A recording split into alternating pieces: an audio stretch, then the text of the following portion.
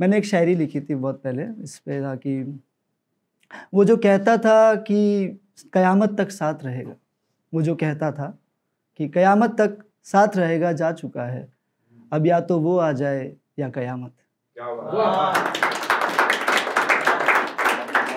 तो बहुत जल्दी प्यार से मन उठ गया था, उसी बात पर 4 लाइनें और लिखी थी। इसमें था कि तकलीफ नहीं देनी तुझे अपने हालात बताकर, तकलीफ नहीं देनी तुझे अपने हालात बताकर, अपने ही जनाजे पर फिर नहीं मरना मुझे।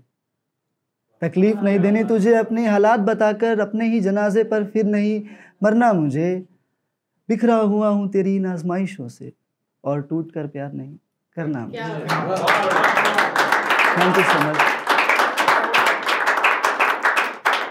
तो आपकी यार एक पोइट्री थी जिसमें गुलाब का जिक्र हुआ था, एक किताब ऐसा रेफरेंस था जो मैंने बहुत मेरे मन में 2-3 चीज़ें अमित भाई से ऐसी जुड़ गई ना, जो मैंने लगा कि हाँ यार तो मैंने भी सोचा, पर दोनों की मतलब जो कहने के तरीके जो तो हाँ तो मतलब ये आई थिंक कि आप रिलेट कर पाओ। एक शायरी लिखी थी, तो इसमें ऐसा था, एक सेकंड दीजिएगा, कि खा के इश्क जोड़कर एक खूबसूरत आब हो जाऊंगा।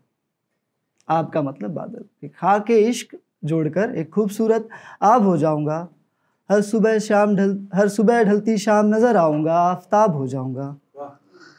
आओगे जो छत पर तारों को देखने तुम, आओगे जो छत पर तारों को देखने तुम, हजारों सितारे अपने साथ लाऊंगा, महताब हो जाऊंगा। जो मूंद लोगी आंखें मुझे देखकर, जो मूंद लोगी आंखें मुझे देखकर, तुम्हारी आंखों में भर जाऊंगा, ख्वाब हो जाऊंगा। माना सो उलझने हैं मेरी हस्ती पर तुझको, माना सो उलझने हैं मेरी हस्ती पर तुझको, नजरे दिल से देखोगी तो तेरा जवाब हो जाऊंगा। तुम रखोगी संभाल कर जो किताबें दिल में, तुम रखोगी संभाल कर जो किताबें दिल में, मैं कैद मैं बेजान ही सही गुलाब हो जाऊंगा। तुम भी थैंक यू, तुम भी मुझसे मुझ जैसा इश्क करती हो, तुम भी मुझसे मुझ जैसा इश्क करती हो, ऐसी बातें ना कहो मैं बेताब हो जाऊंगा, ऐसी बातें ना कहो मैं बेताब हो जाऊंगा। तो ऐसे मतलब एंटरटेनमेंट का ही भाव है, तो कोई ऐसा हार्ड एंड सीरियस नहीं जाते हैं। मैंने एक सॉन्ग लिखा था, बहुत पहले कंपोजिशन किया था, तो अगर साथ में गुनगुना पाओ तो अच्छी बात है, नहीं तो सुनते हैं, बस एंजॉय करते हैं, ठीक है। हल्के हल्के, अच्छा इसकी एक पीछे एक स्टोरी भी है। अब इसमें ऐसा है कि जब ब्रेकअप हो जाता है, ब्रेकअप होने के बाद फिर एक बार मिलने का मन करता है। ये स्टोरी बस ये एक भाव था, स्टोरी तो मेरी नहीं है, मैंने प्यार किया नहीं, मैंने बस लिखा ज़्यादा। नहीं अगर मेरी होती मैं बिल्कुल सुनाता। मतलब एक ऐसा भाव था कि ऐसा यूजुअली होता है कि आजकल जब ब्रेकअप हो जाता है तो वापस से कई लोग होते हैं जो चाहते हैं कि वापस आ जाए, पर कुछ ओल्ड स्कूल टाइप के लोग होते हैं जिनको थोड़ा सा वो मलाल रहता है हमेशा, उनको पता है कि इसका क्या असर हो सकता है बाद में। लोगों को लगता है सब सेम रहेगा, सब वैसा ही रहेगा, पर डिटेल थोड़ी सी छूट जाती है। तो इसी पर लिखा था कि हल्के हल्के तू संभल के, जरा सी भीगी मेरी पलके, देखूंगा कब सपने कल के, रातों में रुक जा शामों में ढल के, मैं भी खो गया है जब से तू लापता, बारिशा है तेरे बिना दिल मेरा मेरा। Thank you.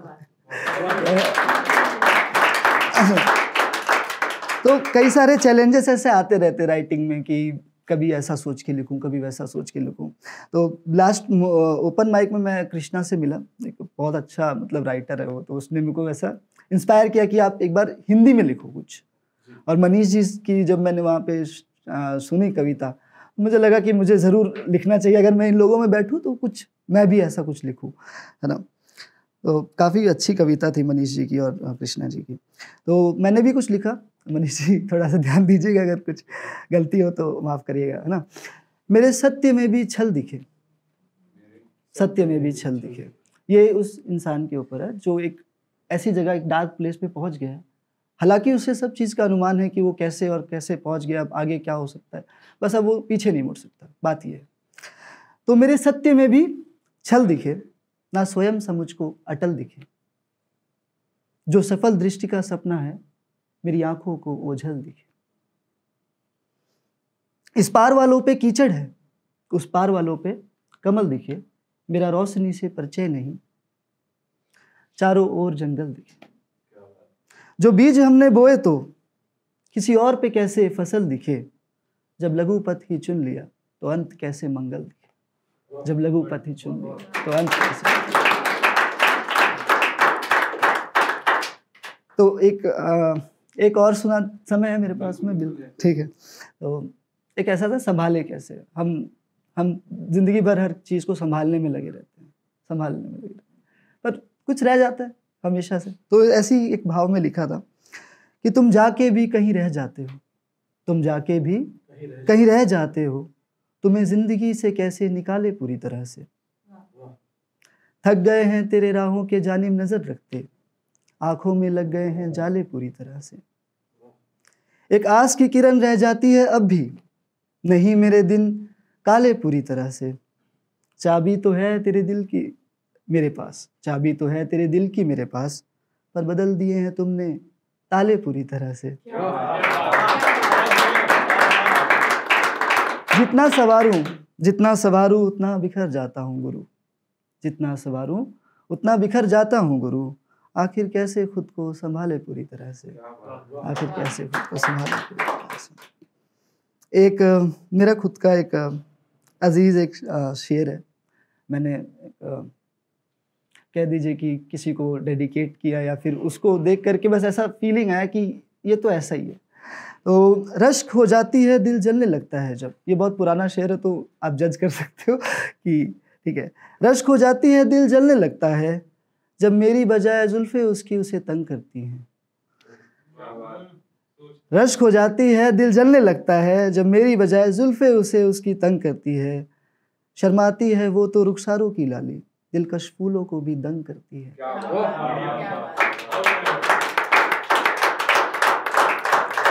मैं तालियां हमेशा पूरी सुनता हूँ, आदत है। Thank you. तो कंटिन्यू करते हैं। शर्माती है वो तो रुखसारों की लाली, दिलकश फूलों को भी दंग करती है।